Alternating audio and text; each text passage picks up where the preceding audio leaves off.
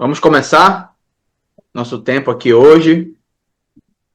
Pedir que você, por gentileza, dê um mute aí no seu microfone por enquanto. E se precisar, é só abrir e fazer a sua pergunta a hora que você quiser. Tá bom? Hoje, teoricamente, a nossa aula é um pouco mais curta. Os irmãos devem ter percebido isso pela quantidade de páginas da leitura, né? E creio que a gente não Exatamente. vai se delongar muito na aula de hoje. As outras aulas têm tido mais ou menos 1h30, 1h40. Eu não creio que nós chegaremos a esse tempo hoje, tá bom? Mas vamos começar e em seguida nós vamos orar e vamos começar a nossa aula propriamente dita, tá bom, irmãos? Vamos orar. Obrigado, Senhor, pela noite que tu nos dás, Senhor, e por esse tempo todo especial, Senhor, de estudo, de ensino, Pai, de aprendizado, de uma doutrina tão importante que é a doutrina da salvação.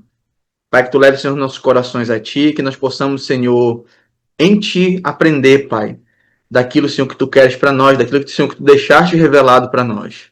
Senhor, que os nossos entendimentos, que às vezes, Senhor, podem estar incompletos ou erradamente, Senhor, colocados, possam ser, Senhor, transformados por ti, e que nós tenhamos, Senhor, uma vida diferenciada a partir, Senhor, do estudo, do ensino e do aprendizado, Senhor, de como a nossa salvação ocorreu.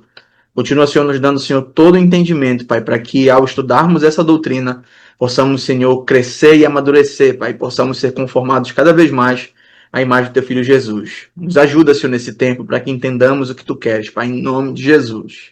Amém. Vamos lá? Então, a nossa aula de hoje é o chamado eficaz e o chamado do Evangelho e também a doutrina da regeneração, ok? Hoje nós vamos tratar esses três assuntos, na verdade são dois em um, né? O chamado do Evangelho e o chamado eficaz, eles caminham juntos, e depois nós falaremos sobre a regeneração. Como eu falei ainda há pouco, o nosso tempo de hoje ele não vai ser muito longo, mas são assuntos de suma importância. Nós estamos caminhando numa progressão, né? Nós começamos lá com o chamado, com a predestinação, estamos caminhando agora no restante da doutrina, e se assim Deus nos permitir, até o dia 31 de outubro nós encerraremos todo esse tempo de estudo, falando sobre as nossas últimas doutrinas, tal como eu passei para os irmãos naquela ementa que rege o nosso calendário de leituras e também de aulas, tá bom, meus irmãos? Então vamos caminhar aqui já na aula de hoje. O chamado eficaz e o chamado do evangelho. Paulo descreve a ordem das bênçãos da salvação em Romanos 8,30, aquele texto que nós já vimos, e esse texto ele vai permear os nossos estudos por vários e vários momentos, tá? Aqueles que chamou, esses também justificou, os que justificou, esses também glorificou, né? Romanos 8,30 traz uma ordem, uma linearidade sobre as ações, os eventos que Deus faz com que nós cheguemos à fé.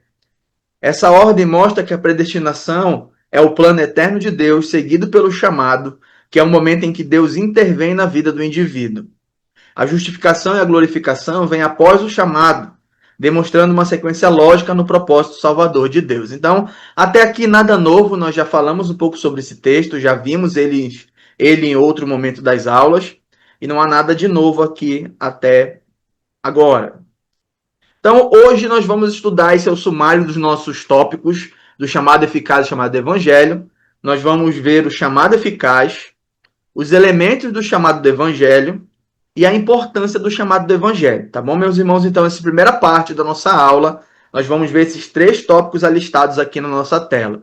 O chamado eficaz, os elementos do chamado do evangelho e a importância do chamado do evangelho. Vamos começar, então, com o chamado eficaz. Mais uma vez, o texto de Romanos 8,30 aparece para nós. Aqueles que predestinou, também chamou, e aos que chamou, também justificou. E ele prossegue, né, até a glorificação. Ele se refere a um ato de Deus, Pai, que elege pessoas para serem conformadas à imagem de Cristo. Esse chamado é uma ação poderosa de Deus que chama as pessoas das trevas para a sua maravilhosa luz e em comunhão com seu Filho Jesus Cristo. Então nós temos um chamado específico que Deus age para que aqueles que ouvirem o evangelho possam então serem eficazmente chamados para perto de Deus, né? Essa doutrina, dependendo do círculo evangélico que você estiver, ou qual livro que você estiver lendo, ela vai ter outro nome. Ela vai ser chamada de graça irresistível. Podemos chamar assim. Eu prefiro o termo chamado eficaz, né? De como o Senhor chama eficazmente os seus eleitos para a salvação. As pessoas que são chamadas para pertencerem a Jesus Cristo, conforme Romanos 1,6 diz. E nós somos chamados a ser santos e entrar em um reino de paz, liberdade, esperança, santidade e vida eterna, né? Ele nos tirou das trevas para a sua maravilhosa luz. Nós somos também, outro texto é dito que nós somos tirados do reino das trevas e colocados no reino do Filho do seu amor. Então há aqui um chamado para que as pessoas venham e pertençam a Cristo, conheçam a Cristo, sejam conformados a Cristo e vivenciem um tempo ou um reino de paz, liberdade, santidade e vida eterna.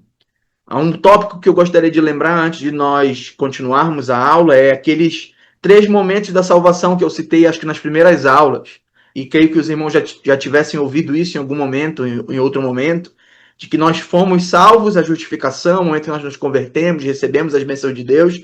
Nós estamos sendo salvos na nossa santificação, no momento que estamos vivenciando agora, e nós seremos salvos com a glorificação, o momento em que nós recebermos o corpo glorificado, isento e livre de todo mal, de todo pecado.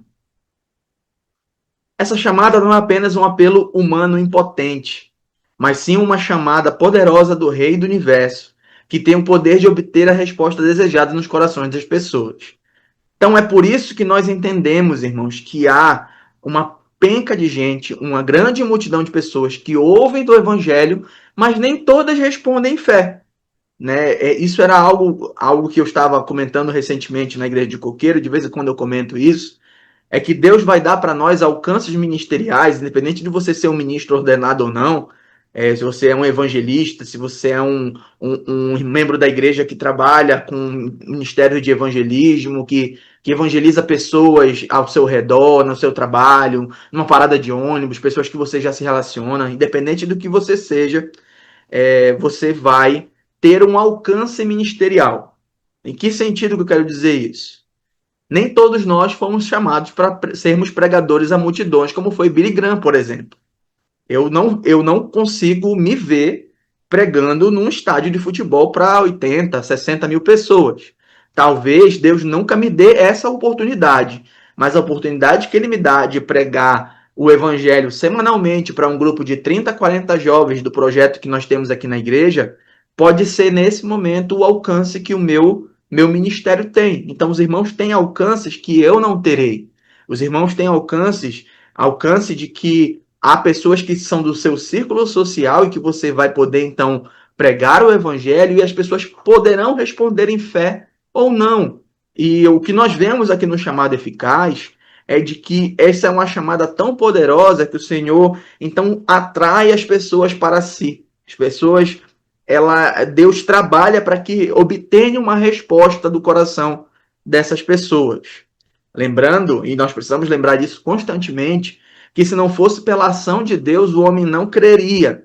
Né? A figura que Romanos, capítulo 3, versículos 10 a 18, mostra do homem é uma figura horrenda, de total rebeldia, afastamento de Deus. Então, se Deus não agisse no coração do homem, o homem por si só não tomaria a postura de crer, porque, na verdade, o homem ele é odiador de Deus, ele é inimigo de Deus, ele quer viver afastado de Deus e para isso.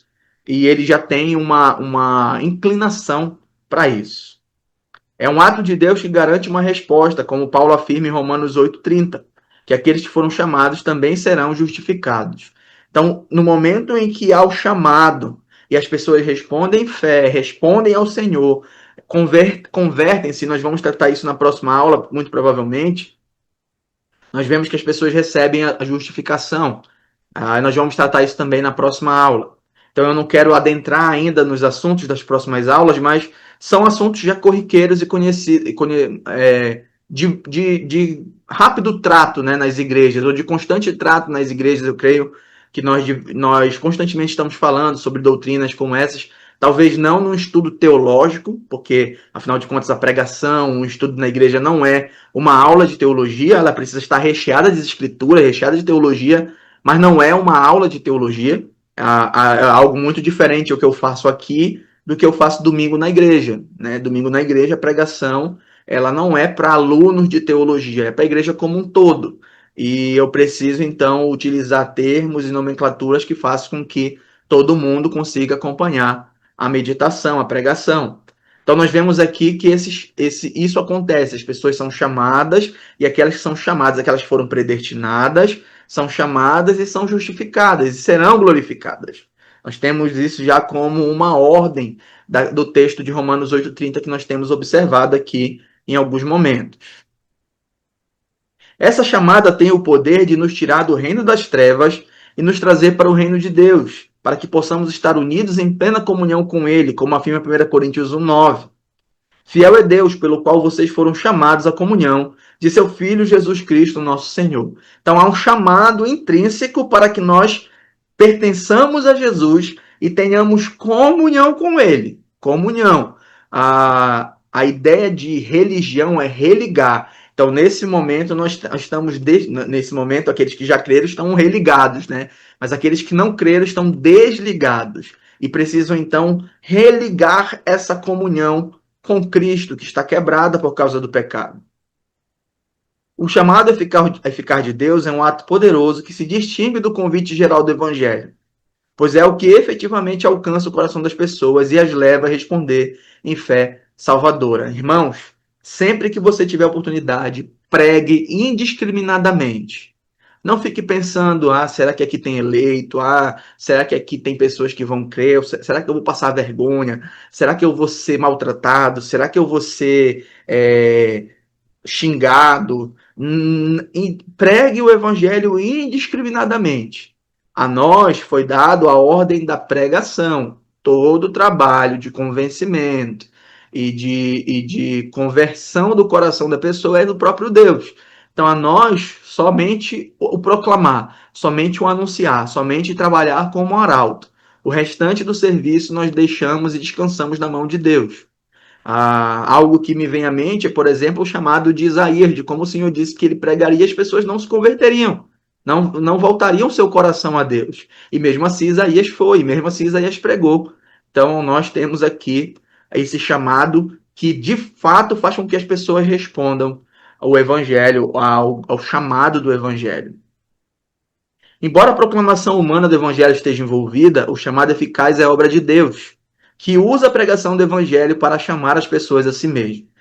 Nós temos o texto de João capítulo 8, salvo engano, que fala que o Espírito Santo veio para convencer o homem do pecado, da justiça e do juízo. Então, essa é a obra do Espírito naqueles que ainda não creram.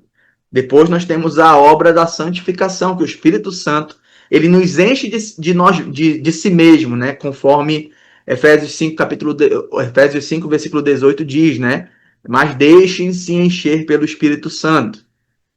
A revista atualizada, mas encham-se, mas a linguagem ali no original, ela traz uma passividade do verbo, então seria deixem-se encher, ou deixem ser enchidos. O Espírito Santo nos enche dele mesmo. Então nós vemos aqui que a pregação do Evangelho vai ser a instrumentalidade que Deus vai utilizar para chamar as pessoas. Como eu falei ainda há pouco, nós não sabemos quem são os eleitos, nós não sabemos quem responderá. Então, se nós ficarmos assim, uma certa preocupação de só pregar para quem foi eleito, a gente não vai pregar para ninguém, porque a gente não sabe. A gente não sabe quem é eleito de Deus ou não. Então, a nossa tarefa é apenas utilizar o instrumento que Deus nos deixou, que é a comunicação verbal do Evangelho, e todo o resto nós deixamos na mão do Senhor. Né? Eu digo todo o resto, irmãos, eu não estou excluindo aqui a ideia do discipulado, tá bom? Nós vemos ali que nós precisamos pregar o evangelho e discipular pessoas, né? Não deixar as pessoas ao léu. Creu, então te vira aí, vai viver o cristianismo da forma que tu quiser. Não é assim. Né? Nós precisamos ensiná-los a guardar todas as coisas que Jesus disse. Mas aqui o evangelho, ele é o grande instrumento de Deus para chamar as pessoas a Cristo. Pastor, há como as pessoas crerem sem ouvir o evangelho? Aqui nós caminhamos por uma linha muito tênue. Por quê? Porque há relatos, por exemplo, de pessoas que eu creio que são relatos verdadeiros, mas que não é exatamente a forma ordinária que Deus usa, ou seja, a ordem que Deus usa, a forma mais corriqueira que Deus usa. Há relatos de pessoas que vivenciando, por exemplo, o Ramadã, que é aquela grande festa dos islâmicos, dos muçulmanos, tiveram uma visão de Jesus, então foram pesquisar quem eram aqueles que ele tiveram uma visão e vieram então a conhecer do evangelho e crer. Essa é a forma que Deus age corriqueiramente? Não. São formas maravilhosas. Não estou falando que a pregação do evangelho não é maravilhosa, mas são formas não corriqueiras, não usuais de Deus. Que Deus pode, de acordo com o relato desses irmãos, que são irmãos de caráter ilibado, não tem nada que os aflija ou que denuncie contra eles, de pessoas assim. Mas o grande instrumento de alcance das multidões, alcance das nações, melhor dizendo, é a pregação do evangelho, de forma verbal, comunicada, não apenas vivida. Eu tenho falado sobre isso para os irmãos, né? Que nós não precisamos apenas viver o evangelho para que as pessoas creiam, mas falar para elas do evangelho, viver e falar, viver e falar, falar e viver, falar e viver. Então, nós temos sempre que envolver a comunicação para expor o evangelho às pessoas que estiveram ao nosso redor. 2 Tessalonicenses 2,14 diz: foi para isso que também Deus os chamou mediante o nosso evangelho, para que vocês alcancem a glória de nosso Senhor Jesus Cristo. Então nós temos aqui mais uma alusão ao chamado de Deus através do evangelho. Enquanto muitos ouvem o evangelho e não respondem em fé, outros são chamados de forma eficaz pelo Espírito Santo e respondem em fé. É por isso que nós não podemos, por exemplo, ficar transtornado com as pessoas. Eu lembro que quando eu me converti muito cedo, sou de uma família evangélica, meu avô, que já é falecido há quase 15 anos, foi quem me ganhou para a fé, ainda pequeno, e ele pregava o evangelho para muitas pessoas, e eu lembro que ele passou, acho que mais de 10 anos pregando o evangelho para o próprio irmão de sangue dele. E eu não lembro se esse irmão de sangue chegou a se converter. Mas toda vez que eu voltava da rua, tivesse ido jogar bola com os amigos, qualquer coisa voltava, meu avô estava parado na porta da casa dele, evangelizando esse irmão dele. Anos evangelizando esse irmão. Então nós vemos que. E eu ficava assim agoniado, eu digo, por que o povo está perdendo tempo? Esse homem não quer nada com nada. Lógico, esse é um pensamento infantil de alguém que era ainda criança, adolescente, né? E eu ficava, às vezes, constrangido, depois de mais tempo já de idade, de como as pessoas ouviam falar do amor de Deus e não vinham para Deus. Eu ficava, se as pessoas não querem saber de nada, não querem saber de Deus, se as pessoas querem saber só de besteira e tal, enquanto que nós vemos aqui que o chamado de Deus ele vai agir eficazmente naqueles que ele, então, escolheu para que assim fizesse. Nós não sabemos a quantidade dessas pessoas, nós não sabemos quem elas são, então nós não podemos ficar irados por alguém ter escutado do evangelho e não ter respondido.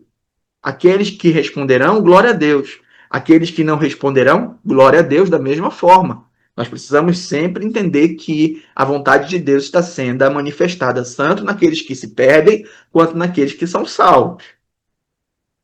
A salvação não ocorre sem a resposta voluntária das pessoas ao evangelho. Embora o chamado eficaz produza uma resposta, é necessário que o indivíduo intencionalmente creia. Eu já vou abrir para a pergunta. Aqui eu quero salientar, esse é talvez a primeira citação que eu faço, esse último tópico aqui de baixo, sobre a necessidade de uma resposta voluntária das pessoas.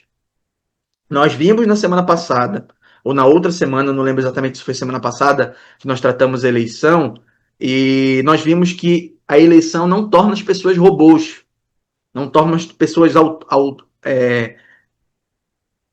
já, já inclinadas a não ter que responder. Não, elas precisam responder.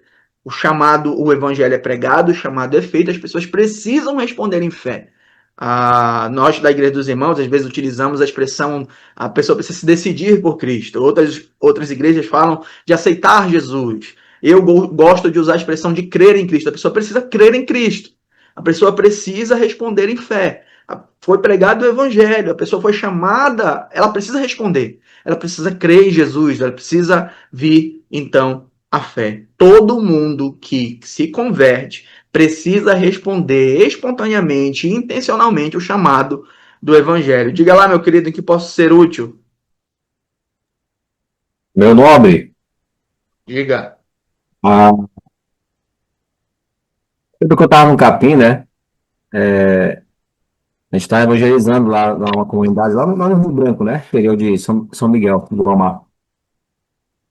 Ah, a gente estava lá avisando um senhor e tal, né? Então, foi engraçado, né? Que o irmão antigo lá, né? Foi até um que andou muito com o pastor Bill na época, né? Pregou Hum, muito aquela comunidade do pastor Bill de Ribeirinhos, né? Aí passando, né? Aí, esse aqui, aí ele falava assim, ó, esse aqui não quer nada. Esse aqui eu peguei, nunca quis nada com o evangelho, né? Então, sim, aí eu falei, olha, irmão, eu acho que não é muito bem por aí, né? Então, não sei se eu falei de forma correta, se eu me corrigi errado. Falei, olha, pode ser que naquele tempo não foi o tempo dele. E quem sabe não é hoje que o senhor pode convencer, nesses tempos atuais agora, né? A gente pregar o evangelho, porque é aquela questão que você falou, né? O nosso papel é pregar o evangelho. Porque não tem aquela, eu costumo dizer, né? E você também já falou aqui, que eu tenho uma etiqueta aqui na testa da pessoa eleito, né? Se tivesse, é muito. sim. Se Então tivesse, ia acaba ser muito fácil. É muito bom, né? Então acaba que a gente se esbarra muito nisso, né? A gente quer escolher, aquilo que você falou, a gente quer escolher as pessoas para quem pregar, né? E às vezes acaba que a gente quer que elas se convertam no nosso tempo, não no tempo de Deus, né? Uhum. Lembrando que Deus é quem convence, né? Então, compartilhando essa experiência, né? Não sei se eu respondi certo para os irmãos lá. Olha, eu creio que a tua resposta esteja correta. Eu conheço o testemunho de pessoas que ouviram o evangelho por vários anos e nunca haviam se convertido, até que um momento a pregação do evangelho surtiu o efeito, o Espírito Santo convenceu aquela pessoa do seu pecado, da justiça do juízo, então ela creu. E tem gente que ouve uma vez só e responde em fé. Como é que Deus age em relação a isso? Eu não consigo dar uma explicação tão direta, né? Nós temos situações de pessoas que ouviram e se converteram, e outras pessoas que demoraram mais tempo ouvindo o evangelho para se converter. É, eu vou dar um exemplo daquilo que eu falei ainda há pouco aqui, sobre esse grupo de jovens que nós temos aqui na igreja que ouvem do evangelho.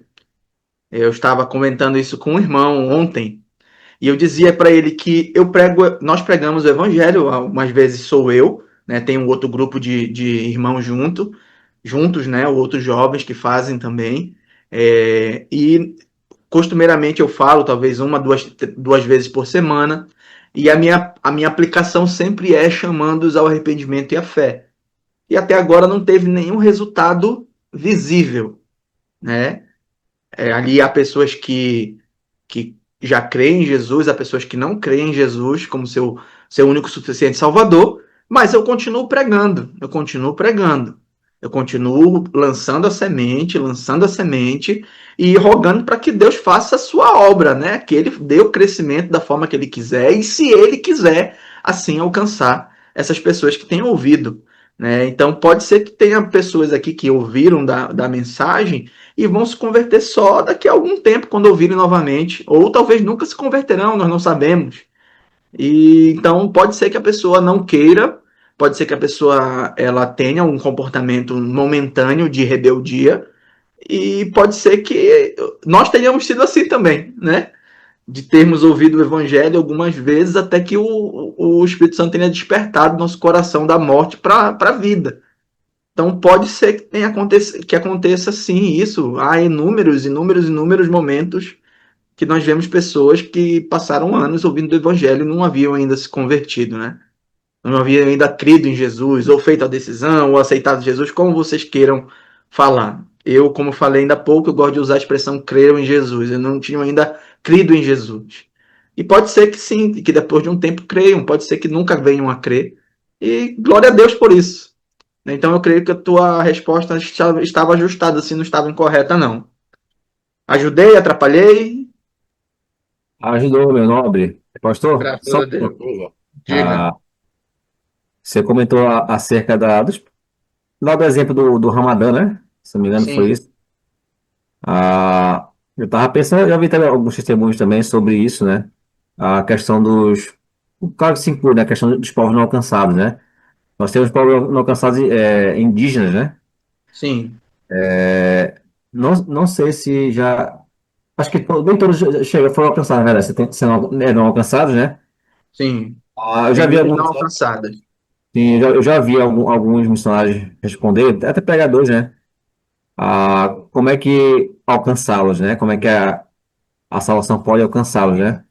E vai muito pelo que você falou, a questão do exemplo que você usou, né? Do Ramadã, né? Que em termos de visões, né? Que nem você falou, né? Não é algo muito comum de acontecer, né? Mas que Deus ele pode agir, né? Para alcançar o perdido, né? Sim, Então, eu até ouvi, não sei quem foi, que Deus pode usar até a própria criação, né? Testificando que existe um Deus, né? A pessoa parar, né? Não sei se está correto, né? Para pensar quem fez tudo isso, né? Então, alguém fez algo, né? Então, a própria criação testificar que existe um Deus, né? Eu ouvi mais ou menos por essa linha em relação a esses povos não alcançados, né?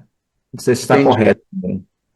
A questão que eu usei ainda há pouco do Ramadã, ela é uma história conhecida e relatada por missiólogos, né, que têm ouvido falar sobre isso. Eu ouvi isso muito no seminário lá no Palavra da Vida quando estava lá. E assim, o que a gente precisa observar é que há um meio, os irmãos entendem essa expressão ordinário e extraordinário, né? Há um meio ordinário que Deus colocou, estabeleceu, corriqueiro, ou seja, o padrão que é a pregação do evangelho. É. Há alguns momentos de forma extraordinária que Deus vai utilizar para alcançar pessoas específicas? Pode ser que sim, mas eu acho que a gente precisa sempre focar no ordinário, sempre naquilo que é o padrão, né? Eu costumo falar para os irmãos que nós precisamos sempre lidar com a ordem de Deus e não com a sua misericórdia, porque nem sempre a sua misericórdia vem, mas seguir a sua ordem é sempre certeza de sucesso, né? Em que sentido? Já tem uma coisa estabelecida, não, eu vou fazer diferente porque eu vou esperar que Deus seja misericordioso. Pode ser que ele não seja, porque a ordem é que seja, então, obediência e não misericórdia, né? Misericórdia pode vir como pode não vir. Então eu acho que nós precisamos sempre trabalhar com aquilo que é ordinário, aquilo que é o padrão. O padrão é a pregação do evangelho comunicada, né? A questão da criação, nós vimos isso acho que na primeira aula, quando nós falamos sobre revelação especial e revelação graça comum e graça especial, que nós vimos que a graça comum ela não salva. E a graça comum ela pode ser exemplificada também pela criação, através da revelação comum, a revelação. Nós temos a revelação especial, que é através de Jesus e da palavra, e nós temos a revelação comum, que é através da criação. E essa revelação, eu até comentei com os irmãos naquela aula que nós tivemos, que para um árabe, ele vai dizer que a criação foi feita por Alá. E Alá não é o Deus das Escrituras, tá, gente? Nós precisamos sempre ter isso muito bem estabelecido. O islamismo ele mistura elementos do judaísmo, do cristianismo e cria uma coisa nova. Não é Alá, não é Deus, o Deus Yahweh, o Deus do povo judeu e o Deus da igreja. Não é. Nós temos um outro que pode olhar e colocar, acreditar a criação ao seu Deus, ao seu ídolo. Então nós temos dificuldades de entender que a revelação geral, a comum, ela deixe Cristo revelado. Por quê? Porque quando nós olhamos para a criação, nós não temos referência, por exemplo, de que Deus é trino, triuno. Eu prefiro a expressão triuno. Ele não tem a revelação de que Jesus morreu para pagar pelos nossos pecados. Não tem a revelação que de dois povos o Senhor fez um, de judeus e gentios o Senhor os uniu na igreja. Nós não temos isso presente na revelação geral, na revelação comum. Nós só temos isso presente na revelação especial, que é a encarnação de Cristo e as Escrituras. Então, basicamente, o que vai fazer com que o homem seja salvo é sempre a revelação especial sendo proclamada, que é a revelação que nós temos nas Escrituras, tendo em vista que Jesus não está mais corporeamente conosco, né? O Senhor está conosco, mas não ainda, não mais encarnado. Hoje, o corpo de Cristo em ação no mundo é a igreja.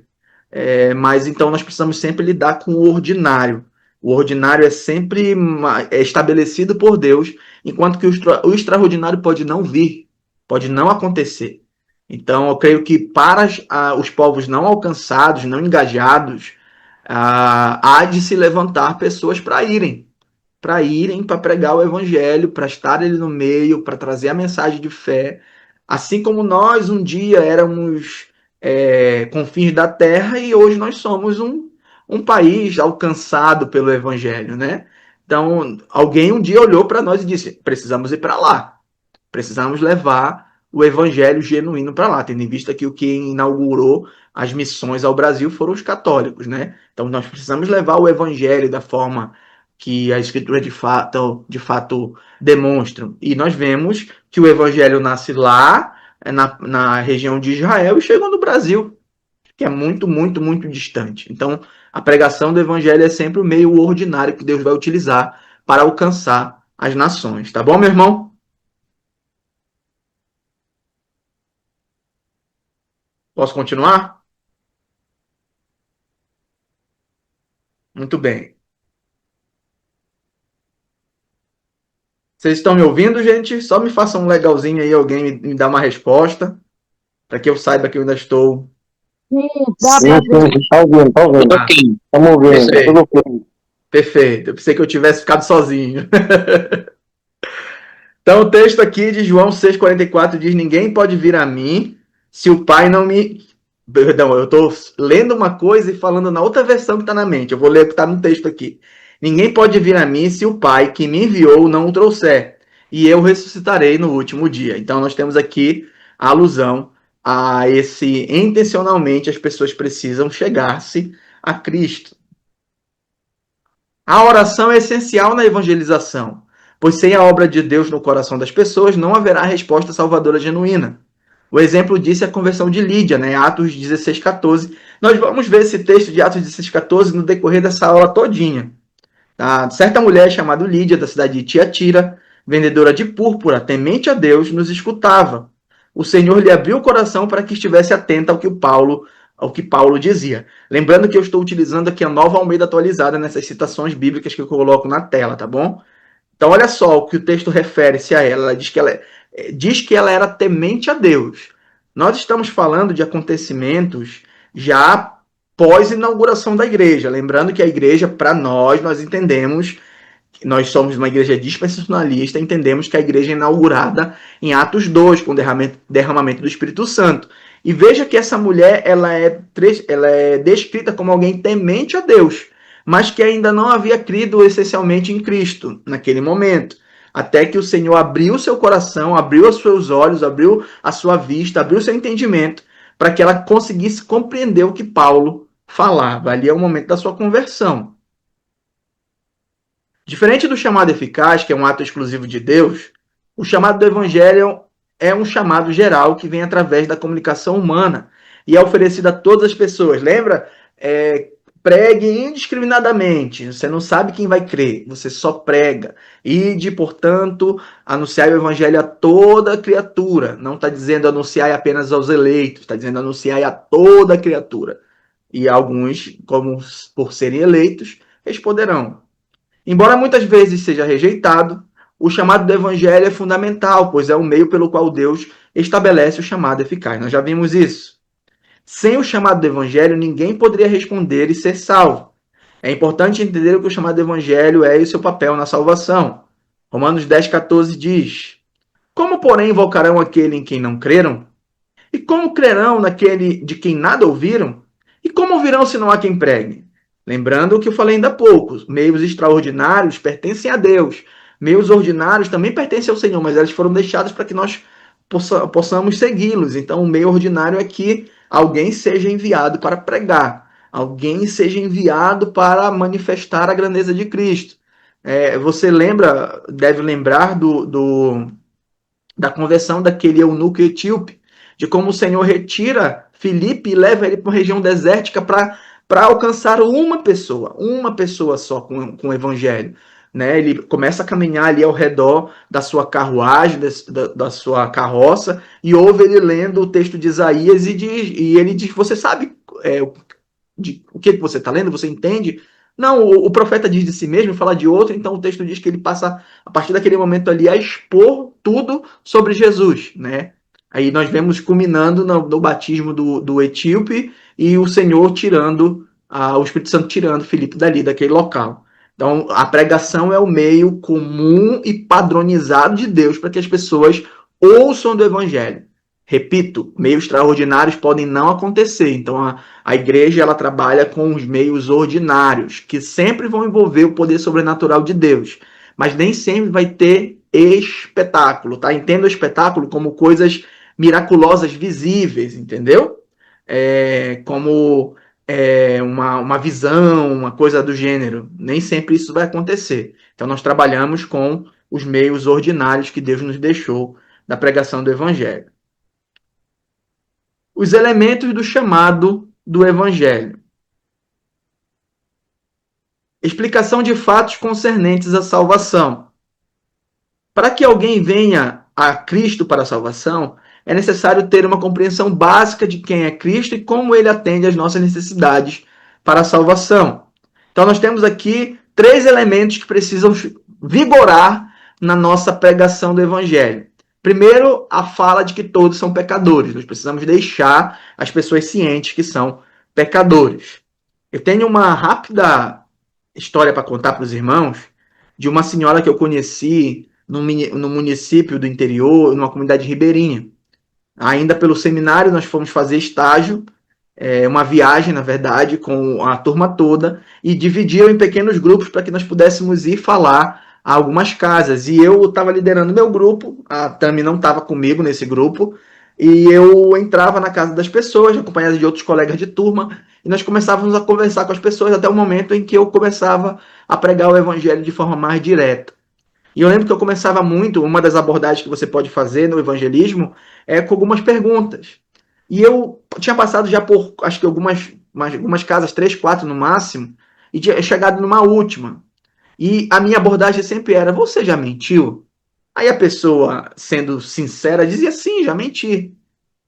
Você já pegou algo que não era seu e ficou? Sim, já fiz isso. Você já teve ódio de alguém? Você já se irou contra alguém? Você já teve o sentimento de raiva, de ira contra alguém?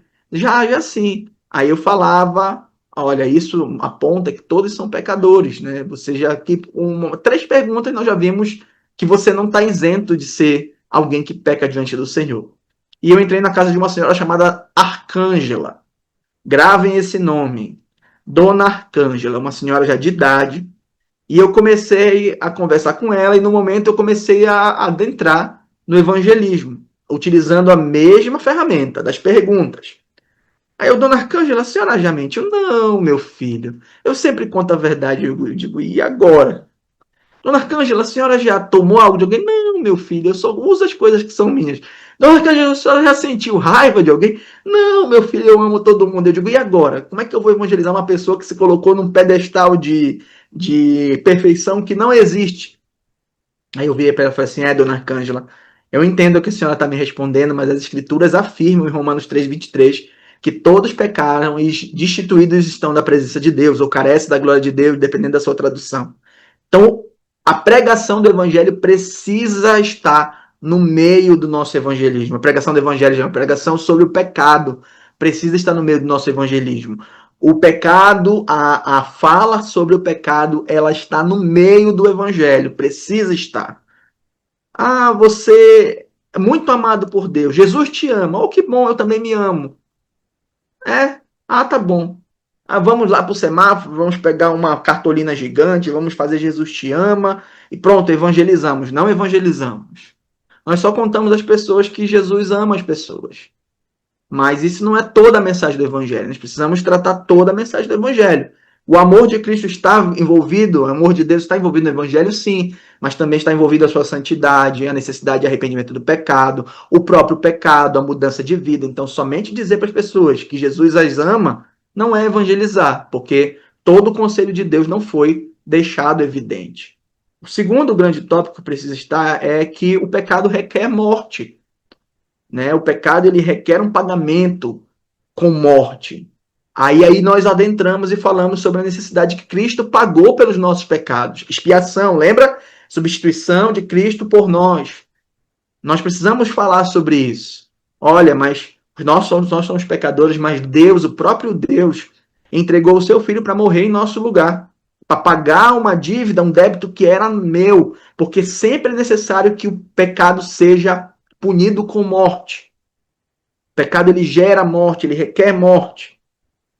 E nós falamos então que Jesus morreu em nosso lugar. E vamos olhar esses textos rapidamente aqui. Romanos 3:23 diz: pois todos pecaram e carecem da glória de Deus. Romanos 6:23 diz: porque o salário do pecado é a morte. Romanos 5:8 diz: Cristo ter morrido por nós quando nós ainda éramos pecadores. Deus prova o seu próprio amor para conosco por ter Cristo morrido por nós quando nós ainda éramos pecadores. Né? Nós temos aqui a doutrina do pecado sendo falado, a doutrina da necessidade da expiação e também a doutrina da expiação substitutiva, de como Jesus toma o nosso lugar e de como ele paga pelo nosso pecado. No entanto, entender esses fatos e concordar com eles não é suficiente para a salvação. É necessário que a pessoa responda ao convite de se arrepender de seus pecados e crer em Cristo. Nós já falamos disso.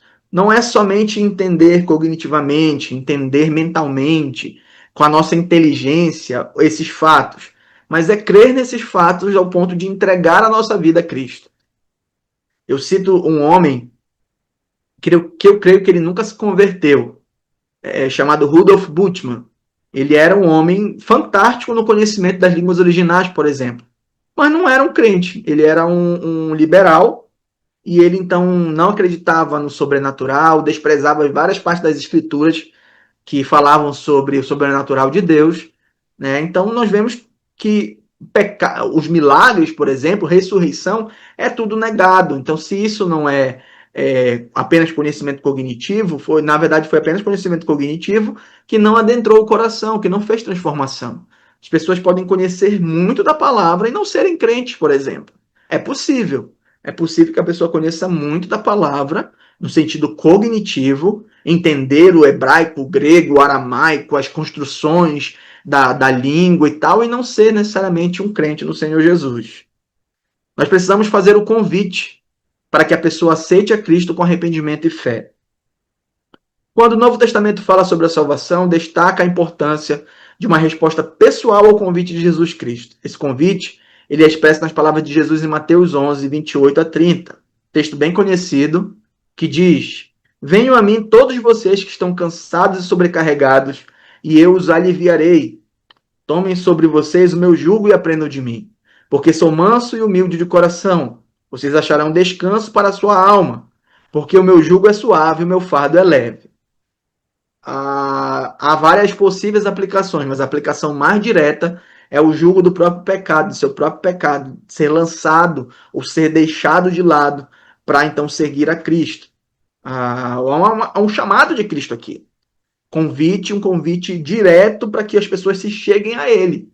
Que fantástico deve ter sido ouvir o próprio Senhor. Não estou desprezando, irmãos, aqui de forma nenhuma a palavra de Deus, que é palavra de Deus, mas que fantástico deve ter sido ouvir as próprias palavras saindo da boca do Senhor. Né? E que nós temos hoje a sua transcrição, nós temos hoje a sua escrita, que continua tendo o mesmo poder e a mesma veracidade, a mesma verdade, e que as pessoas ouviram da boca do próprio Senhor. Há um movimento, e eu quero ressaltar que eu não estou defendendo isso, que dizem que aquilo que Jesus disse é a palavra de Deus. E aquilo que Jesus não disse, então pode ser contestado. Nós não cremos nisso. Nós entendemos, nós defendemos e cremos na inspiração plenária de todas as escrituras. Tudo é palavra de Deus. Toda a escritura é inspirada por Deus, útil para o ensino, para a repreensão, para a educação na justiça, a fim de que o homem de Deus seja perfeito e perfeitamente habilitado para toda boa obra. Mas que peso, ou que satisfação, ou que evento seria ouvir o próprio Senhor falando, ouvir o próprio Senhor, então, manifestando as suas próprias palavras que agora chegaram a nós através da escrita. É fundamental que os descrentes entendam que essas palavras não são apenas uma mensagem do passado, mas um convite pessoal e atual de Jesus Cristo, convidando-os a vir a Ele e encontrar descanso. Quando respondemos ao convite de vir a Cristo, estamos envolvidos em uma resposta que inclui arrependimento e fé. Vir a Cristo implica em abandonar o pecado e se voltar para Deus em arrependimento. Paulo pregou sobre arrependimento para com Deus e fé em nosso Senhor em Atos 20 e 21. Outros textos, o arrependimento é falado como uma resposta para o perdão. Lucas 22, 47 diz: e que em seu nome se pregasse o arrependimento para a remissão de pecados a todas as nações, começando em Jerusalém. Atos 2, 37 a 38 diz: quando ouviram isso, ficaram muito comovidos e perguntaram a Pedro e aos demais apóstolos: que faremos, irmãos? Pedro respondeu: arrependam-se cada um de vocês seja batizado em nome de Jesus Cristo, para a remissão dos seus pecados, e vocês receberão o dom do Espírito Santo.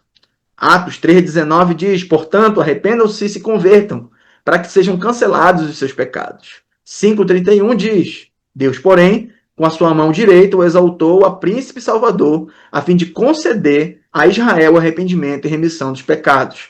E por fim, 17,30 diz: Deus não levou em conta os tempos da ignorância, mas agora ele ordena a todas as pessoas, em todos os lugares, vale a pena ressaltar isso, que se arrependam. Portanto, uma proclamação genuína do Evangelho deve incluir o convite para tomar uma decisão consciente de abandonar os pecados e confiar em Cristo para o perdão. Aqui, irmãos, um pequeno detalhe. A nossa pregação do Evangelho precisa chamar as pessoas ao arrependimento, precisa chamar as pessoas a crer em Cristo. Alguns farão isso no decorrer da mensagem. Eu, por exemplo, faço o convite ao arrependimento e fé enquanto estou pregando. Outros fazem naquele tradicional apelo no final. Não vejo problema nisso, mas sempre tem que ter um chamado. Você está falando do evangelho para a pessoa, você tem que dizer, olha, você precisa crer. Você precisa entregar-se a Cristo, você precisa abandonar os seus pecados, você precisa crer em Jesus, vir a Ele, venha a Ele. Precisa ter sempre um chamado, um convite, que a pessoa crê em Jesus. Senão, você só encheu ela de informação sobre o Evangelho. Mas o coração da pessoa precisa ser chamado a arrepender-se, a de forma voluntária e intencional crer em Cristo. Sempre faça um apelo, seja no final, caso você queira fazer no final, seja enquanto prega, mas sempre chame as pessoas a depositar a fé em Cristo. Uma promessa de perdão e de vida eterna. Quando respondemos ao convite de Cristo, é fundamental entender as promessas que ele faz àqueles que vêm a Ele em arrependimento e fé. A primeira é o perdão dos pecados e a vida eterna com Deus. Jesus disse: porque Deus amou o mundo de tal maneira que deu seu Filho unigênito, para que todo aquele que nele crê não pereça, mas tenha a vida eterna. Nos textos mais conhecidos das Escrituras, João 3,16. Pedro pregou que os pecados seriam apagados para aqueles que se arrependessem e se convertessem a Deus. Atos 3,19. Jesus promete aceitar todos os que vêm a Ele em arrependimento e fé. Aqueles que vierem a mim, de forma nenhuma os lançarei fora. Todo aquele que o Pai me dá, esse virá a mim. E o que vem a mim, de modo nenhum o lançarei fora. Que promessa maravilhosa. Está prometendo que todos aqueles que se achegarem a Cristo em arrependimento e fé serão recebidos por Cristo. Serão acolhidos, serão salvos por Cristo. Olha que beleza de promessa do Senhor. E o terceiro tópico desse nosso primeiro sumário é a importância do chamado do Evangelho. A doutrina do chamado do Evangelho é fundamental porque sem ela ninguém poderia ser salvo, como Paulo pergunta. E como crerão naquele que nada ouviram? Romanos 10, 14, que nós vimos ainda há pouco. É essencial que o Evangelho seja pregado. Ele vai ser pregado através de uma conversa, ele vai ser pregado através de uma encenação, ele vai ser pregado através, talvez, de um cântico, ele vai ser pregado através da própria homília, ou seja, da pregação propriamente dita, ele vai ser pregado através de relacionamento com as pessoas, ou seja, eu crio uma amizade, com essa amizade eu vou falando de Cristo para a pessoa, até confrontá-la, até falar do pecado, até falar da necessidade de se converter. Então, a pregação do Evangelho precisa estar envolvida. O chamado do Evangelho é importante porque Deus fala conosco em nossa humanidade plena, não nos salvando de forma automática, mas buscando uma resposta de todo o nosso ser. Nós respondemos aquilo que o Senhor tem feito ao nosso coração. Nós vamos ver já já sobre a questão da regeneração. Nós respondemos porque o Senhor nos alcançou. Nós cremos porque o Senhor então veio até nós, transformou o nosso coração, transformou a nossa vontade. E nós vamos trabalhar isso mais aprofundadamente já já na doutrina da regeneração. Então, o chamado do Evangelho dirige-se ao nosso intelecto explicando os fatos da salvação, ou seja, precisa ter informação, tá bom, irmãos? Não estou negando a necessidade de informação. As pessoas precisam entender cognitivamente, intelectualmente, o que é os fatos do Evangelho. O chamado do Evangelho dirige-se às nossas emoções, como um convite pessoal e sincero. Entenda que emoções, não no sentido de emocionalismo, né? Não são raras as vezes, por exemplo, que eu já presenciei pregações meio que terroristas. Olha, você pode sair daqui e ser atropelado e tal. Irmãos, não faça isso, tá bom?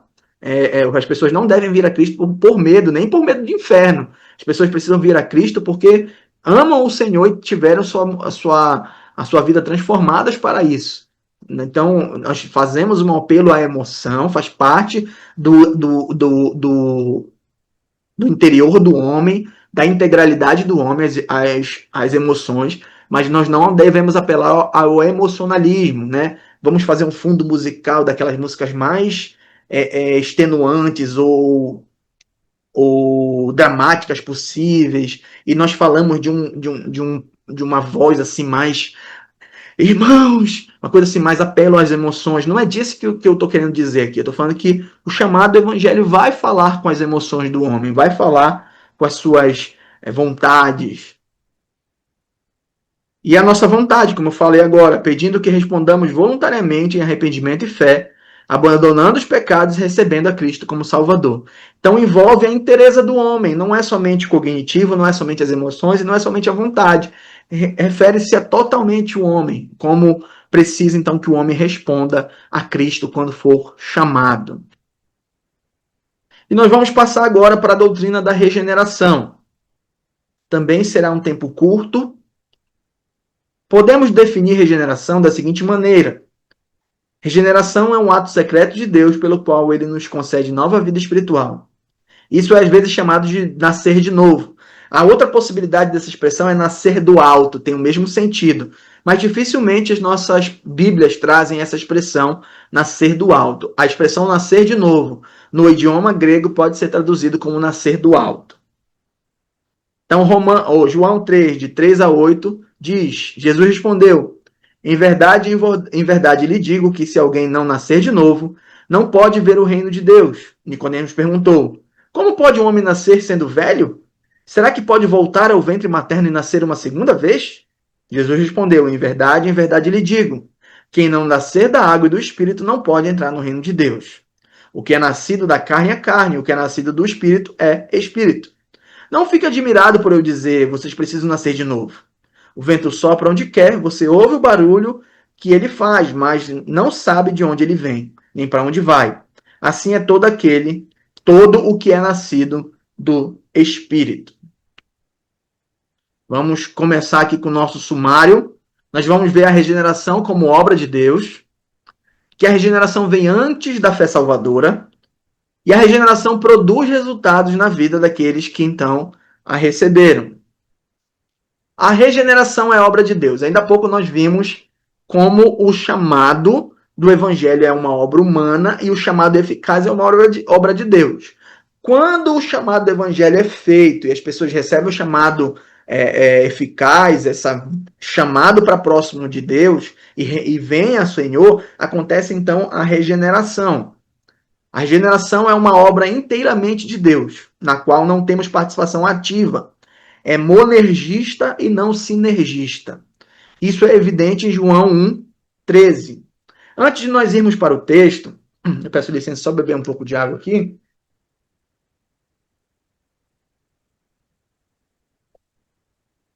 Nós precisamos entender essas duas palavras que eu coloquei na tela aí, que é monergismo e sinergismo. Eu começarei com o sinergismo, né? Ela é uma junção de duas palavras, a palavra sim, junto ou com, é o sentido dela, o significado, e a palavra ergon, que significa trabalho ou obra.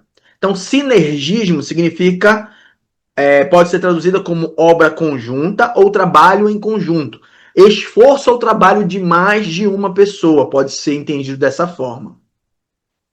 No contexto teológico, o sinergismo se refere à doutrina que afirma que a salvação é resultado da cooperação entre Deus e o homem. Então, o sinergismo ele é basicamente aceito e defendido e crido pelos irmãos pentecostais. Pode ser que existam igrejas históricas, como é o caso da Igreja dos Irmãos, que venham a crer de forma sinergista, deve ter. Mas normalmente as igrejas históricas não são sinergistas. Talvez na nossa fala, no momento que nós estamos evangelizando, nós deixemos escapar um pouquinho da ideia desse sinergismo, de que o homem precisa cooperar com Deus para a sua salvação. E isso não é uma realidade bíblica. Né? Nós não temos uma cooperação entre Deus e o homem, nós temos um trabalho de Deus e uma resposta do homem. Eu não sei se eu falei para os irmãos, mas eu gosto muito dessa analogia. É a analogia de um salva-vidas. E eu acho que é uma das analogias mais próximas que nós temos da realidade bíblica. É como se Jesus fosse o salva-vidas e nós fôssemos a pessoa se afogando.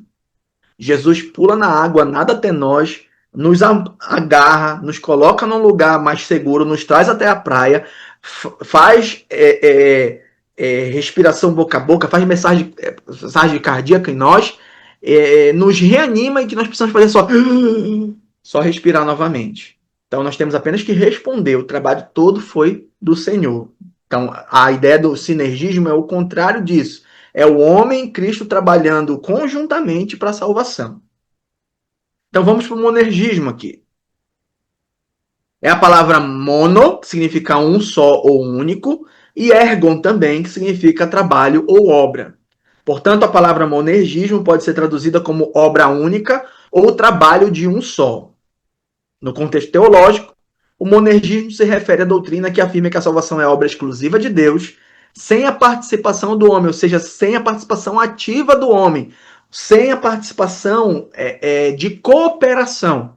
Nós não cooperamos com Deus no sentido da nossa própria salvação. Nós somos alvos de Deus na salvação e quando nós ouvimos o chamado do Evangelho, o chamado eficaz, somos regenerados e respondemos em fé. Tá bom? Então tem uma diferença entre responder em fé de forma intencional e voluntária, que nós já trabalhamos, com cooperar com Deus para a salvação. O monergismo vai defender essa ideia de que o trabalho ele é exclusivo de Deus e nós apenas respondemos em fé. O homem não é um autômata, o homem não é um robô, ele vai de forma voluntária e intencional depositar a sua fé em Cristo.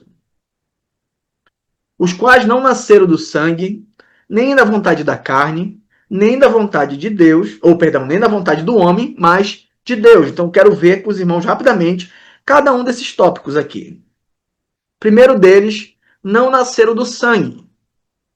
Não nasceram de uma linhagem. Né? Nós tínhamos aqui o texto falando basicamente para judeus, ou para os primeiros leitores eram judeus, que entendiam a descendência física através de Jacó através de Abraão, para sua filiação a Deus. Então o texto vai dizer, não é assim. Aqueles que são filhos de Deus, aqueles que fazem parte da aliança, da nova aliança, não nasceram de uma descendência física. Ah, então, pastor, quer dizer que os meus filhos não necessariamente crerão por obra de Deus, por soberania de Deus, crerão, mas pode ser também que alguns não crerão. E nós entendemos então que o filho do crente não necessariamente é crentinho, não necessariamente será um crente. Nós oramos para que os nossos filhos, os filhos dos irmãos, sejam sempre amados por Deus, alcançados por Deus e transformados por Deus. Mas eu conheço situações de pessoas que têm filhos, sejam eles adotados, sejam eles consanguíneos, e que não creram, que não estão à fé, que não tenha seguido a Cristo. Então a descendência não é física, que delimita quem vai crer ou não. Nem da vontade da carne, ou seja, o homem natural não crê pelas suas próprias forças. A vontade aqui da carne, ou seja, a vontade da natureza normal, natural do homem é opor-se a Deus, né? Eu nunca vi um morto levantar a mão e dizer que quer alguma coisa. O morto está morto. E se nós fizermos essa analogia da morte física com a morte espiritual, o morto espiritual está morto para as coisas de Deus. A única coisa que ele conhece e vivencia é a morte espiritual. Então, não faz parte da natureza da natureza humana natural, até sendo redundante aqui, querer as coisas de Deus nem da vontade do homem. O homem natural não tem inclinação nenhuma para Deus, mas de Deus, pela influência direta e sobrenatural do poder divino. Pela ação de Deus, o homem vem a Cristo. O homem responde em fé e arrependimento, o homem crê. Ah, então Deus ele é como se fosse um brutamonte que chega, arrebenta a porta e entra como se não fosse nada. Não. A ação do Espírito Santo é convencimento. Não é nenhum tipo de ação violenta, mas é de convencimento. É o Espírito Santo que convence o homem da necessidade que ele tem de Cristo. Até que o homem seja convencido, o homem não percebe. Eu digo, quando eu digo homem, irmãos, eu estou utilizando a nomenclatura generalista, tá? Estou falando de homem e de mulher, de humanidade. Até que Cristo fala, até que o Espírito Santo demonstre isso, o homem não se percebe. O homem é o peixe na água que não percebe que está molhado, até que Cristo demonstre que ele está molhado e precisa, então, vir a Cristo para ter uma nova natureza. Para, então, crer em Cristo, para ter o seu perdão dos seus pecados, melhor dizendo. A passividade humana na regeneração também é destacada em expressões como nascer de novo. Tiago 1,18 diz: Pois segundo o seu querer, ele nos gerou pela palavra da verdade, para que fôssemos como as primícias das suas criaturas. Segundo o querer de quem aqui? Querer do próprio Senhor. Não foi o nosso querer imediato. Lembra que nós falamos ainda há pouco que o Evangelho vai falar de nossas vontades. Mas a vontade intrínseca e natural do homem caído é permanecer longe de Deus.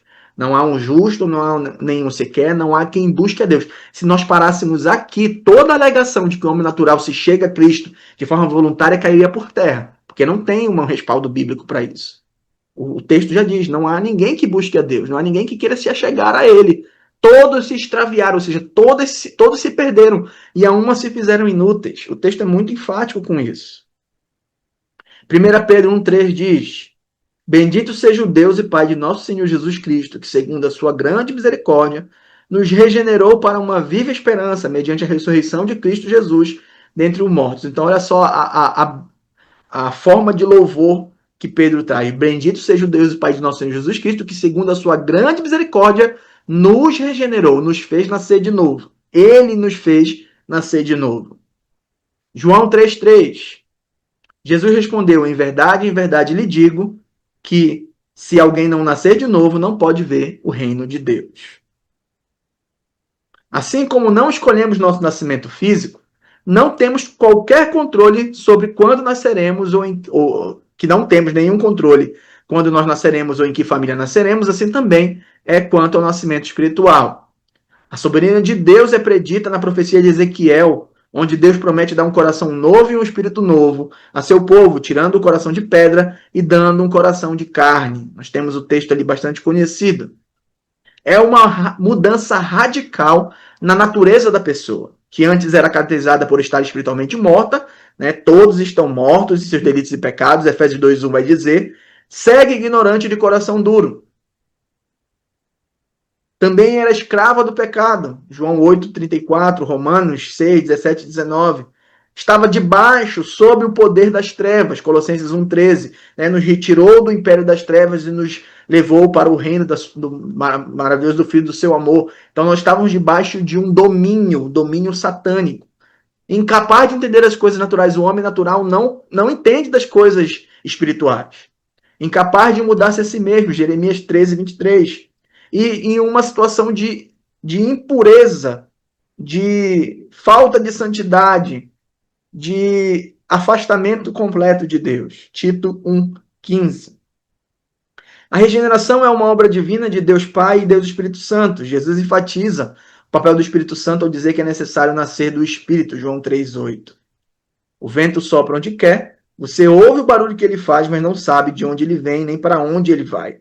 Assim é todo que é nascido do Espírito. Há uma liberdade intrínseca do Espírito de agir conforme os decretos divinos de agir, em alcançar quem ele então elegeu para que fosse alcançado. Paulo afirma que Deus é quem nos deu vida juntamente com Cristo, Efésios 2:5 e Colossenses 2:13 também, são cartas bem parecidas.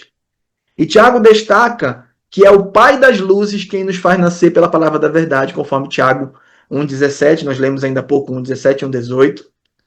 Pedro atribui a regeneração à misericórdia de Deus, que nos regenerou pela ressurreição de Jesus Cristo, 1 Pedro 1,3. Portanto, Deus Pai quanto Deus Espírito Santo trabalham na nossa regeneração. A relação entre o chamado eficaz e a regeneração é que a regeneração deve ocorrer antes para que possamos responder efetivamente ao chamado para a fé salvadora. Então, a ordem é ouvir o chamado, a regeneração age, eu consigo ouvir o chamado eficaz e eu posso, então, crer em Jesus. Irmãos, até que alguém tenha sido trazido à vida, não tem como cogitar das coisas de Deus, não tem como querer as coisas de Deus. As coisas de Deus são tratadas por essas pessoas como imundície. Recentemente eu vi um vídeo que me chocou, não deveria ter me chocado, porque eu sei que o homem natural ele não quer as coisas de Deus. Mas um rapaz crente entrevistando pessoas na rua perguntou para um grupo de rapazes se eles acreditavam em Jesus. E eles xingaram completamente o nome de Cristo ali, com as expressões mais chulas possíveis. E eu fiquei pensando, misericórdia, olha só como as pessoas respondem ao simples fato de falar o nome de Cristo. Não, até que as pessoas tenham trazidas à fé, elas não têm como responder. O seu natural é continuar em rebeldia contra Deus. Em outras palavras, a regeneração é um pré-requisito para a fé salvadora. No entanto, a relação exata de tempo entre a regeneração e a proclamação humana do Evangelho é mais difícil de especificar. Duas passagens bíblicas sugerem que a regeneração ocorre enquanto o Evangelho é pregado. Paulo diz que nascemos de novo pela palavra de Deus que vive e permanece. Pedro, escreveu isso. Tiago afirma que Deus nos gerou pela palavra da verdade. Tiago 1,18. Isso sugere que enquanto o evangelho é pregado, Deus nos fala e nos dá uma nova vida espiritual. Então o evangelho está sendo pregado, o Espírito Santo age para nos convencer e nos dar uma nova vida, nos trazer da morte para a vida, tirar o coração de pedra e colocar um coração de carne, nos tirar do império das trevas e nos trazer para o reino do Filho do seu amor, nos tirar do reino satânico e nos trazer para o reino de glória. Então nós temos a alusão direta de que a obra do Espírito Santo acontece para que o homem possa responder em fé. O chamado eficaz é a obra do Pai que nos fala com força, enquanto a regeneração é a obra de Deus Pai e do Espírito Santo que nos dá uma nova vida espiritual. É uma obra de Deus, nós precisamos ter sempre ciência disso. Irmãos, e assim, de forma bem sucinta, nós podemos nos alegrar de saber que a obra é de Deus, porque a glória é de Deus. Né? Se nós dissemos que nós compartilhamos, ou nós fomos ajudantes de Deus para a nossa salvação, nós queremos dividir a glória com Ele. Isso não é uma boa ação, não é uma boa alternativa de comportamento. A glória é exclusiva de Deus, e glória a Deus por isso. Ele nos alcançou, Ele nos redimiu, Ele nos chamou, Ele nos justificou, Ele nos glorificará. Ele nos está santificando nele mesmo. Então, o trabalho é do Senhor e glória a Deus por isso, porque a glória é exclusiva dele. E nós glorificamos ao Senhor e devemos glorificar o Senhor pela sua obra em nossas vidas. A regeneração vem antes da fé salvadora. A regeneração é um ato de Deus que desperta a vida espiritual dentro de nós, levando-nos da morte à vida espiritual. Compreende-se de que ela venha antes da fé, pois nos permite responder a Deus com fé. No entanto, é importante notar que a regeneração e a fé salvadora geralmente ocorrem tão perto uma da outra que podemos vê-las como acontecimentos simultâneos. Isso aqui é importante ressaltar. Né? Algumas vezes as pessoas podem entender, aconteceu pregação do evangelho, então depois de não sei quantas décadas a pessoa não ouviu falar do evangelho novamente, e talvez lá na frente só que aconteça a regeneração. Não. elas são eventos bem próximos, né? Principalmente a regeneração e a conversão, o crer em Cristo. Então, nós temos o chamado eficaz através do Evangelho, a regeneração e a fé e o arrependimento. O chamado eficaz acontece, a regeneração vem e nós temos a fé e o arrependimento. O que normalmente acontece, na verdade, não é, parece essa vagarosidade que está aparecendo agora, né? O chamado eficaz vem e a regeneração e a fé e o arrependimento são praticamente eventos simultâneos, né? São praticamente faces da mesma moeda. São duas faces da mesma moeda, melhor dizendo. A gente não consegue perceber uma disparidade de tempo. São eventos quase que simultâneos. E nós devemos crer dessa forma. Porque para que alguém tenha respondido em fé assim que o evangelho está sendo pregado, é porque a regeneração aconteceu algum tempinho antes, para que a pessoa então pudesse ser capacitada para responder em fé. E isso é o que de fato acontece. Embora seja difícil distinguir entre a regeneração e a fé em termos de tempo, há várias passagens que nos dizem que a regeneração é uma obra de Deus que ocorre antes da pessoa responder em fé salvadora. Eu acho que eu repeti o texto lá de cima, né? Não, está bem parecido, mas não é.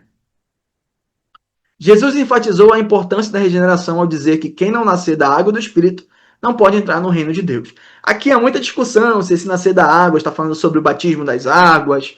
Eu, particularmente, creio que está falando sobre a alusão aos ritos que eram conhecidos antigamente de purificação, que eram feitos através do banhar-se, né? Mas pastor, eu quero acreditar que é batismo nas águas. Eu não vejo como necessariamente um pecado grave, mas há pessoas que crerão que é em relação ao batismo. Eu creio que seja a alusão às cerimônias de purificação, né? O Espírito Santo vem e Jesus disse, né? Aquele que já se banhou não precisa banhar-se novamente, apenas lavar os seus pés. Então, esse lavar regenerador do Espírito Santo que nós estamos enfatizando aqui. E também disse que ninguém pode vir a ele sem que o Pai o atraia. E que ninguém pode vir a mim a não ser que tenha sido concedido pelo Pai. A ação interna da regeneração é belamente descrita em Atos 16,14, com aquele texto que nós vimos ainda há pouco, de como o Espírito Santo abriu o entendimento de Lídia para que ela pudesse crer. Lídia provavelmente já tinha escutado outras vezes a mensagem, já tinha ouvido Paulo falando e de repente o Espírito trabalhou. E ali o seu entendimento foi aberto e ela pôde então expressar a sua fé. A ideia de que a regeneração vem antes da fé salvadora não é sempre compreendida pelos evangélicos hoje. Alguns podem pensar que a regeneração ocorre após a fé salvadora. Alguns entendem que a ordem ela é modificada aqui. A fé vem, então acontece a regeneração. É como se a defesa é de que a regeneração, o novo nascimento acontece depois de você crer.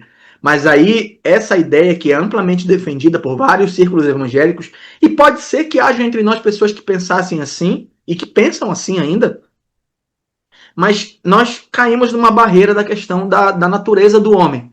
A natureza do homem caída pode vir a crer sozinho, ela pode voltar-se a Deus de forma espontânea, voluntária, sem uma ação prévia de Deus modificar o coração da pessoa? Eu creio que não. Eu creio que o homem que está perdido continua perdido, a menos que o Senhor faça algo por ele. No entanto, as Escrituras nos dizem que a regeneração é algo que Deus faz em nós, para que possamos crer em Jesus e não o contrário. A Bíblia nunca diz que nascemos de novo após crer em Cristo, mas sim que a regeneração é uma obra de Deus que nos permite acreditar. Claro que nós temos doutrinas e bênçãos de Deus que acontecem conosco depois de nós crermos. Nós veremos isso nas outras aulas. Jesus comparou a regeneração ao vento que sopra onde quer e nós ouvimos a sua voz, mas não sabemos de onde vem nem para onde vai. Assim é todo aquele que é nascido do Espírito. O nascer do Espírito, o nascer do alto, o nascer de novo, é essa obra da regeneração. E por fim, irmãos, a regeneração produz resultados na vida. A regeneração é uma obra de Deus que transforma a vida. Quando Paulo pregou a mensagem do Evangelho a Lídia, o Senhor lhe abriu o coração para prestar atenção às coisas que Paulo dizia. De modo semelhante, João afirma que todo aquele que crê que Jesus é o Cristo é nascido de Deus. E quem ama aquele que o gerou, ama também o que é dele nascido. A regeneração leva a uma vida livre do pecado habitual. Pois todo aquele que é nascido de Deus não vive na prática do pecado. Ele não vive pecando, porque é nascido de Deus. Olha só que belo texto de João, capítulo 3. Eu tinha conversado com os irmãos nas últimas aulas que os irmãos deveriam ler esse texto. Se pudessem ler o livro completo de 1 João, ótimo. Se não, que pudessem ler o texto de João, de 1 João, capítulo 3. De como João é enfático dizer o crente, aquele que foi lavado pelo Espírito Santo, regenerado, ele não vive na prática do pecado corriqueiro. O pecado ainda é presente em nossas vidas, sim.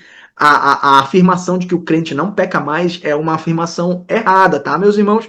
Nós ainda pecamos. Qual é a diferença? O pecado, ele é um acaso na vida daqueles que creram. É um evento, uma eventual ocasião. Enquanto que naqueles que não creram, o pecado, ele é consentido e o pecado, ele é praticado de forma tranquila. O crente não vive na prática corriqueira e intencional do pecado. A regeneração é uma obra de Deus que resulta em amor genuíno, vitória sobre o mundo e proteção contra Satanás. Como afirma João, aquele que ama é nascido de Deus e conhece a Deus. Aquele que ama, que é nascido de Deus, ele conhece a Deus, ele tem um relacionamento restaurado com o Senhor. Nós conhecemos o Senhor, nós temos um relacionamento com Ele.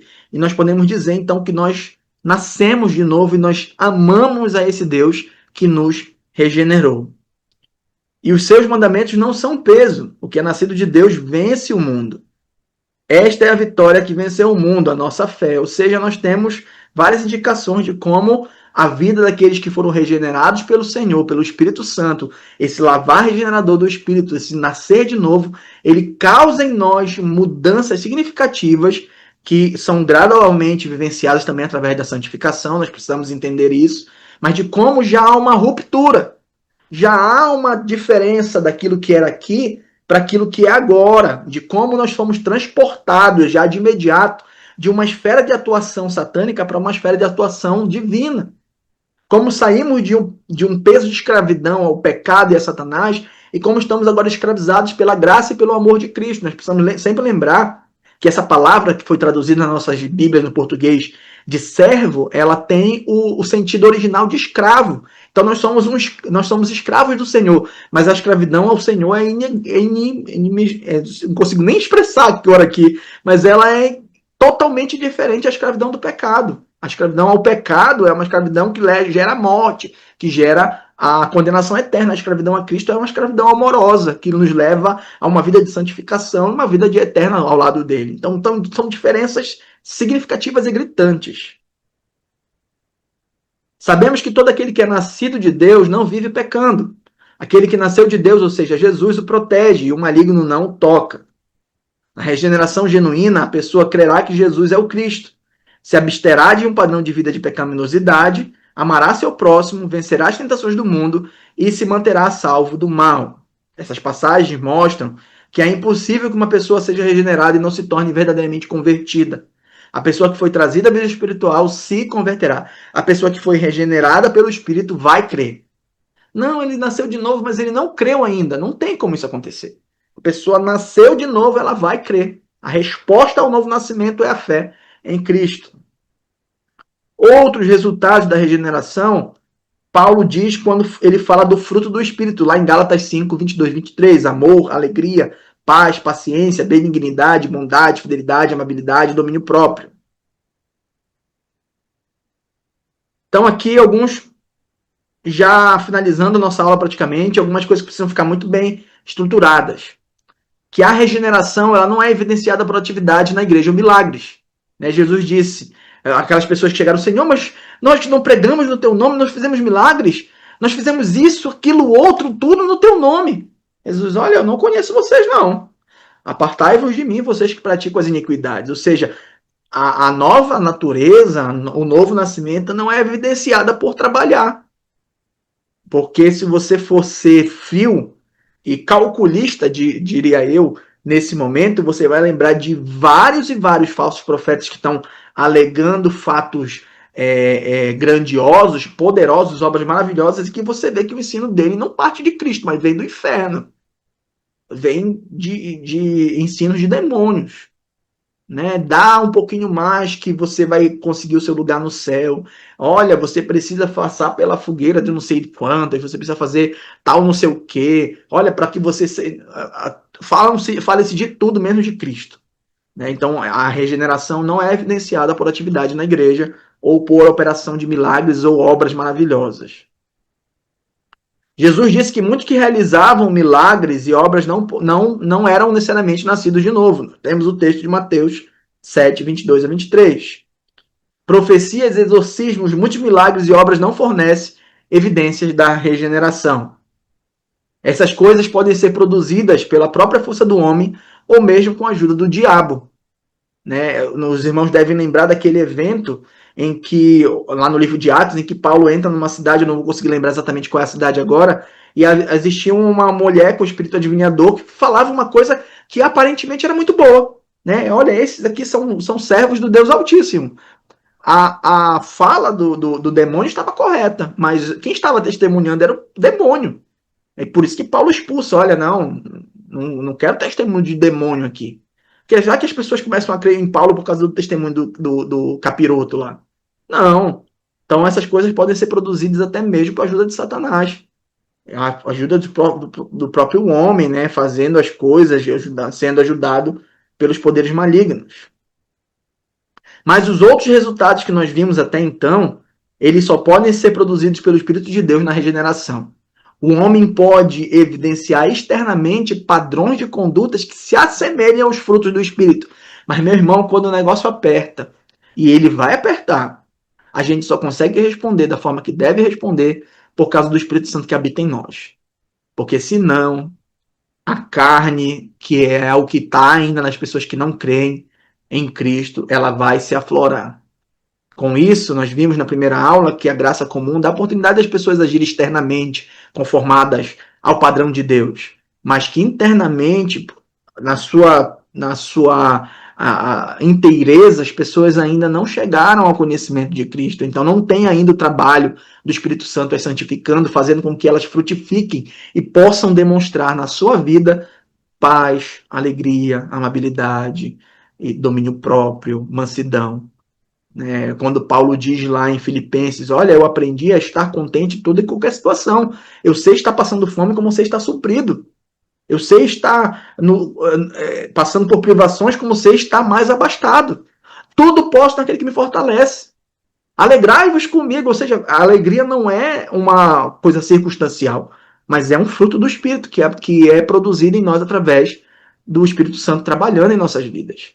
Então, os resultados que nós vimos da ação do Espírito Santo, propriamente dito, só podem ser feitos com o Espírito Santo. Ah, pastor, então quer dizer que os trabalhos na igreja em milagres não são possíveis? São pela força do Espírito Santo também. Mas o que eu quis dizer aqui é que há muitas circunstâncias em que a gente, às vezes, chama a atenção e diz, essa pessoa aqui é uma pessoa de Deus, porque ela apresenta um ministério, talvez, com sucesso, com números extravagantes, né? Olha, 1.000 pessoas se converteram quando eu preguei. Olha, eu já batizei mais de 200 pessoas só esse ano.